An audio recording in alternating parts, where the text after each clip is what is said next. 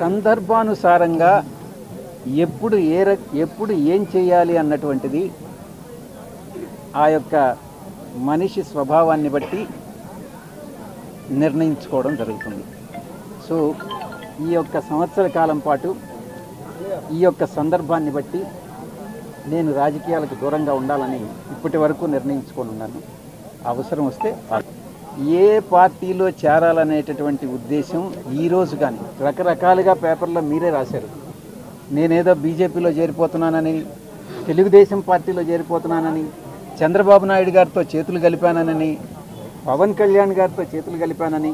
ఒక్కటైతే మాత్రం చెప్తాను, పవన్ కళ్యాణ్ గారు నాకు మిత్రుడు.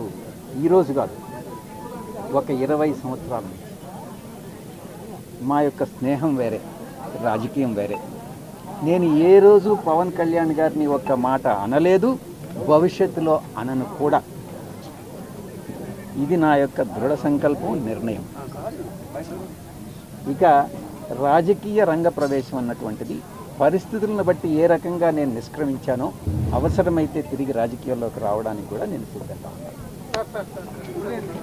కాంగ్రెస్ నుంచి కానీ కమ్యూనిస్టుల నుంచి కానీ నాకు ఎటువంటి ఆహ్వానము లేదు, నేను చేరే ఉద్దేశము లేదు.